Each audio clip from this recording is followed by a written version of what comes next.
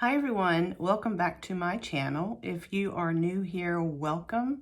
My name is Tams and I create content that encourages a well-lived creative life. In today's video, we are continuing on with my Vivant on a Budget food series, and I'm going to be taking you into my kitchen today. Now, why am I giving you a kitchen tour? I don't have a fancy modern kitchen full of modern day beautiful appliances from all the corners of the world. I don't have a big walk-in pantry with months and months of food storage, or I don't have a lot of freezer space with lots and lots of food storage. I live in a 1930s cottage in Central Florida. It has been updated, but my kitchen is only a little over 100 square feet, but it has everything that I need. I want to share this with you because I want you to know that you don't need all those fancy things to cook well, eat well, and live well. If you are like me and you also have a kitchen that is just basic and you don't have the budget for a big modern day kitchen with all the bells and whistles, I'm happy to share with you a few tips on how I keep mine running efficiently. The first thing, definitely clean, clean, clean. I've taken a lot of cooking classes and I'm currently taking one now online from Thomas Keller, the chef and owner of the French Laundry in California. It's one of the top restaurants in the world, and he emphasizes clean, clean, clean, constantly. Clean as you go. Keep your surfaces clean. And I think whatever situation you have, whatever kitchen you have, the easiest thing you can do is to clean it.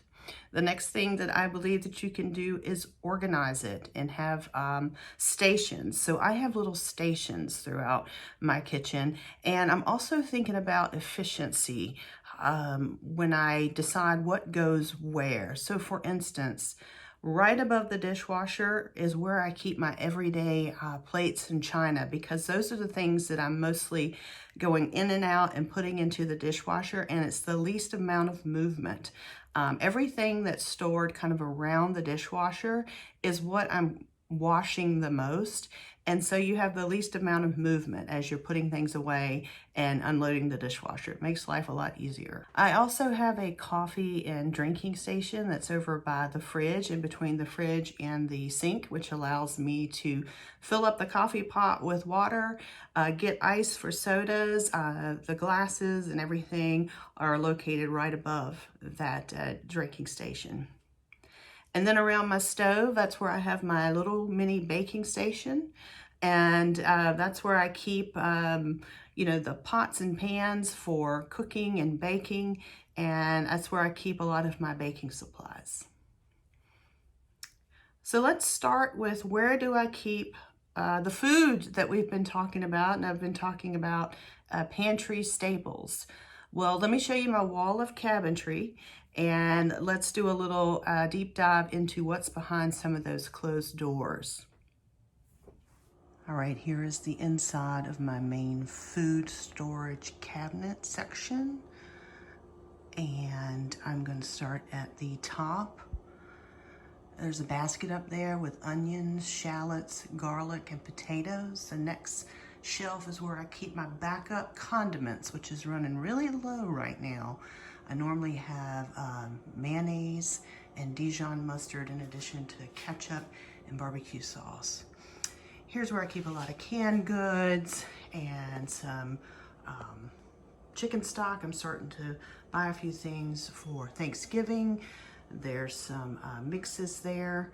And then we come down to this station, which is kind of the pasta section, I guess. So it's mostly pastas, grains, canned tomatoes and sauces. And then this, yes, this is my ramen stash. I do have a ramen stash. I love to hack ramens, and this box contains a few different ramens. My ramen bowls are in the back and everything I need to make ramen. Bottom section is snacks. You can see I'm starting to buy a few things for the holidays. This is where I keep the extra oils and vinegars and all my spices. They are in alphabetical order so that I can see exactly what I have. This took a long time to collect. And you do have to clean them out. I go through these about once or twice a year and purge all this stuff and do a deep clean of the cabinets. I hope this has all been helpful for you. My main point is to show you you don't need all the fancy bells and whistles to have a well-stocked, well-set-up kitchen that you can cook creative meals, enjoy yourself, and entertain friends and family. As you notice, I don't have all those wonderful clear containers and everything see-through and matchy. I don't have a big walk-in pantry. I have a very simple refrigerator.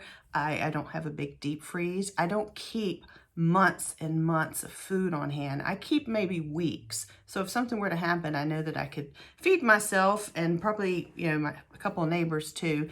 I could feed myself for several weeks, but that's pretty sufficient for me. I don't really want to store anything much longer than that because I don't like waste. I like to use up as much as I can. And one of the biggest complaints I've gotten from friends when we have these conversations is they, number one, talk about how expensive groceries are, and then they tell me how much they throw away. So you may want to think about that when you're buying. Do you really need that much food? It's a choice, it's a preference. It may depend on where you live as well. I grew up with farmers, and yes, we had to keep a lot of things because the grocery stores were far away, and we had root cellars and deep freezes and things like that because my family grew a lot of their own food. They canned a lot of their own food, and they stored it. And you just can't pop around the corner and go to a grocery store when you live in more rural areas. So you may want to keep more on hand for that in those situations, but it's just something to think about. All right.